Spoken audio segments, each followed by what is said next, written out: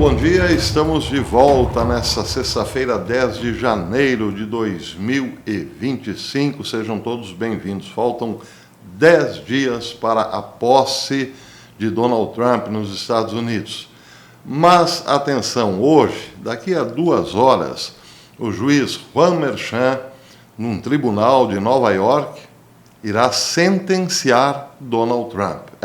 Você ouviu exatamente isso. Há 10 dias da posse, um juiz de Nova York irá dar uma sentença a Donald Trump. Bem, em maio do ano passado, Donald Trump foi condenado por um júri em Nova York, ou considerado culpado, por 34 crimes de falsificação de registros comerciais. O juiz Merchan, então, teria que dar a sentença. Bola de ferro no pé de Trump, cadeira elétrica. Ele não deu a sentença, adiou para setembro, uma sentença que poderia ser dada em julho. Adiou para setembro e agora, e depois, então, em setembro, acabou adiando para 2025. Mas ninguém esperava que ele colocasse a data de 10 de janeiro para sentenciar Donald Trump. Ninguém esperava que ele o fizesse antes da posse, mas ele estabeleceu a data de 10 de janeiro para sentenciar o presidente eleito. Bem, é claro que Trump recorreu. Ele recorreu junto à Suprema Corte, pedindo para que a condenação a sentença fosse adiada. Mas ontem à noite, a Suprema Corte negou o pedido de Donald Trump. 5 juízes indicados por Donald Trump negaram o seu pedido. E a sentença, então, será lida hoje em Nova York. Claro, Donald Trump não precisará ir ao tribunal. Ele assistirá à sua sentença por videoconferência. Mas, seja como for, a esquerda está se divertindo, porque Donald Trump será sentenciado antes da posse e, claro, dirão depois da posse que foi, então, empossado um presidente condenado pela justiça. Bem, detalhe, o juiz Merchan certamente não condenará Trump à prisão, nem a uma liberdade condicional e menos ainda exigirá uma bola de ferro no pé de Trump, ou seja, uma pulseira, uma tornozeleira eletrônica. O acordo com a Suprema Corte é que nada disso seja feito. A sentença de Juan Merchan será certamente liberdade incondicional. Donald Trump não terá que passar pelo constrangimento da liberdade condicional, menos ainda da tornozeleira eletrônica. Ou seja, não será nada. Será apenas uma condenação pro forma para que se diga, ele foi sentenciado pela justiça. Gostaram dessa? Pois é, daqui a pouco, lá por 11h30, então o juiz dará a sua sentença. É claro, foi um julgamento considerado lawfare, um julgamento todo cheio de erros, principalmente porque Donald Trump poderia ter contado com a imunidade presidencial, não foi, e agora também poderia receber da Suprema Corte essa consideração de liberdade, ou melhor, de imunidade para um presidente eleito. Nada disso foi respeitado, mas segue o baile. O problema agora, muitos dizem, é o seguinte: daqui a pouco o juiz Merchan poderá dar uma sentença bem diferente do acordo com a Suprema Corte. Não é um acordo formal, estão dizendo que a Suprema Corte só permitiu que o juiz sentenciasse Donald Trump porque o juiz assumiu o compromisso de não complicar a vida do presidente eleito, não complicar a vida do país, por assim dizer. Então, seria apenas para cumprir tabela. Mas e se der na cabeça do juiz outra coisa, descumprir o acordo? Esse é um ponto de interrogação que está aí. Bem, resumo da ópera, publicado pelo National Review. A Suprema Corte negou ontem à noite a tentativa do presidente eleito, Donald Trump, de adiar sua sentença na manhã de hoje, sexta-feira, no caso de dinheiro, para silenciar Nova York. A ordem da Suprema Corte abre caminho para o juiz de Manhattan, Juan Merchan, impor a tão esperada sentença ao novo presidente. Merchan disse que não daria a Trump pena de prisão, multas ou liberdade condicional durante a audiência virtual. Agendada para as 9h30, horário de Nova York, de Washington, da sexta-feira, a sentença ocorrerá 10 dias antes da posse de Trump. Na breve ordem da Suprema Corte, publicada na noite de quinta-feira, 5 juízes negaram o pedido de Trump para adiar a data da sentença. Os juízes Clarence Thomas, Samuel Alito, Neil Gorsuch e Brett Kavanaugh, todos nomeados por Trump. Muito bem, eu tenho aqui outra informação, essa também bastante preocupante, vinda do radialista Hal Turner. Ele disse que em alguns locais na Califórnia pôde-se ver pessoas encapuzadas provocando incêndios.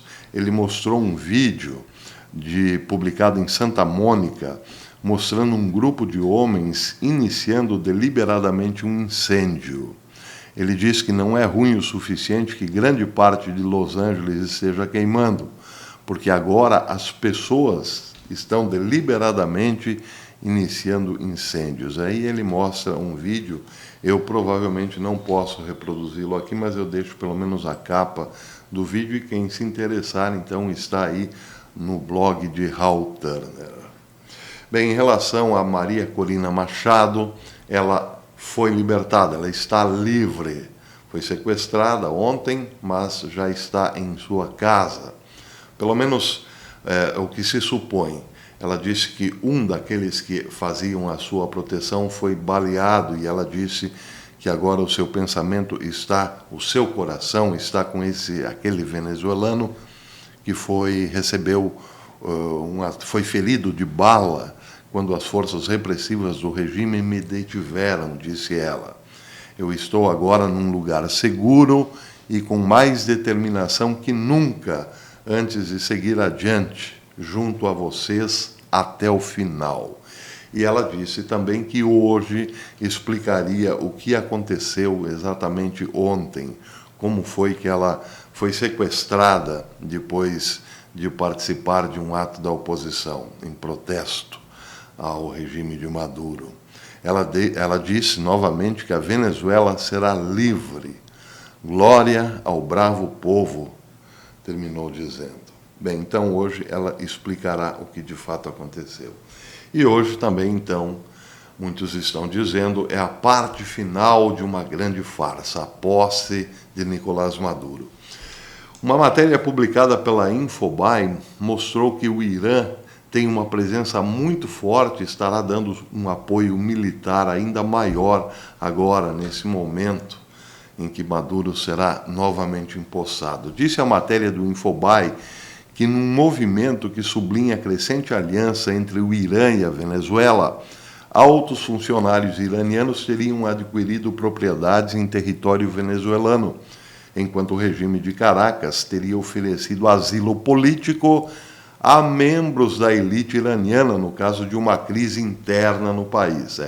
Se o povo se revoltasse, tomasse o poder, tirasse os ayatolás do poder, então essa boa gente teria lugar na Venezuela, um asilo, um abrigo na Venezuela, porque já teriam também comprado várias propriedades no país. Tal como detalhado ao Infobae, esta relação se fortaleceu nas últimas décadas e inclui agora uma cooperação militar e econômica significativa que pode ter implicações para a estabilidade de toda a região. O Irã, diz a matéria, estabeleceu uma base de desenvolvimento de drones na base aérea El Libertador, na Venezuela, onde também ocorre o treinamento de militares venezuelanos.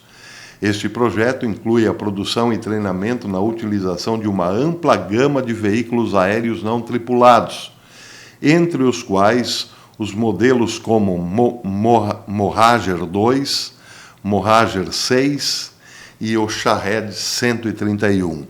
Esses drones, diz a matéria, concebidos para missões de reconhecimento e ataque, representam um avanço tecnológico significativo na capacidade militar da Venezuela, com o apoio direto de Teherã.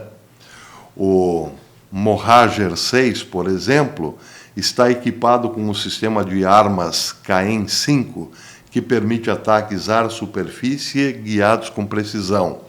Por sua vez, o Shahed 131 é utilizado para missões de ataque unidirecional, tornando-se uma ferramenta estratégica em operações ofensivas.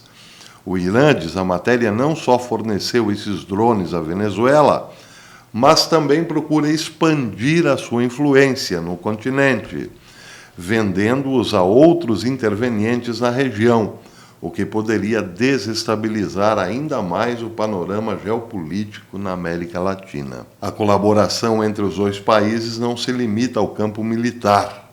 O Infobae informou que desde 2020 as forças Quds, uma unidade da elite da Guarda Revolucionária do Irã, estabeleceu uma presença ativa na Venezuela. As delegações iranianas, lideradas por figuras executivas, mantiveram reuniões com altos funcionários do regime venezuelano. Essas reuniões tiveram como objetivo fortalecer os laços econômicos entre os dois países, embora também tenham servido para gerar receitas para financiar atividades da organização, considerada terrorista por vários países. Dentre as atividades econômicas conjuntas, destaca-se a utilização de uma companhia aérea iraniana para voos diretos entre Caracas e Teherã. Esses voos têm sido utilizados para transferir ouro venezuelano em troca de petróleo iraniano, diz a matéria, num esquema que viola as sanções internacionais impostas a ambos os países. Aqui também há uma dose de apocalipse, vamos dizer assim. A Venezuela está sob um grande poço de petróleo, ela nada em petróleo. Pois é, manda ouro para o Irã para receber não petróleo bruto, mas o petróleo refinado ou combustível mesmo, gasolina, por exemplo. Pois é, a Venezuela, que é um dos maiores produtores de petróleo do mundo. Posteriormente, o ouro seria vendido no mercado da Turquia e de outros países do Oriente Médio, gerando fundos que, segundo a comunicação social, foram utilizados para financiar atividades das forças Quds. A presença crescente do Irã na Venezuela e a sua influência na América Latina tem gerado preocupação na comunidade internacional.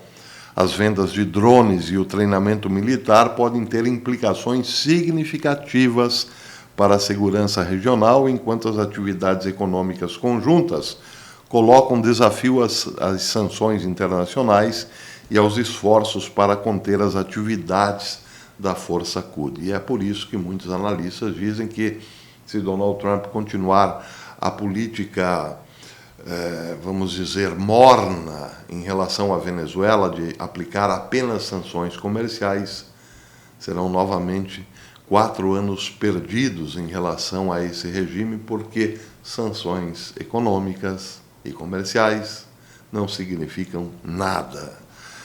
Nesse contexto, para terminar, a matéria diz que, nesse contexto, a aliança entre o Irã e a Venezuela não só reforça a posição de ambos os países face às sanções internacionais, mas também levanta questões sobre o impacto dessa relação na estabilidade da América Latina e no equilíbrio de poder na região.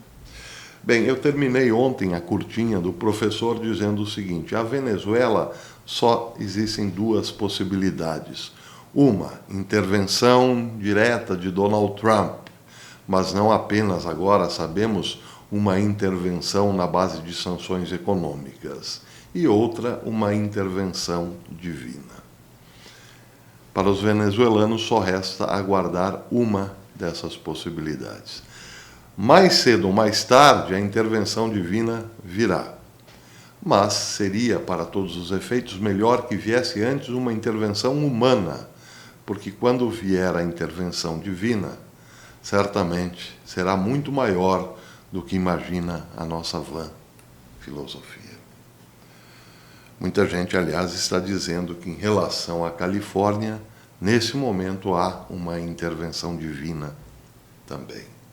É porque muita gente associa também o que acontece na Califórnia à quantidade enorme de pecado, gerado principalmente pelos maiorais da indústria cinematográfica, entre outras coisas. Mas esse já é um tema bem mais polêmico e religioso. Eu vou ficando por aqui. Até depois, se Deus quiser. Até à tarde, na curtinha do professor. Espero vocês.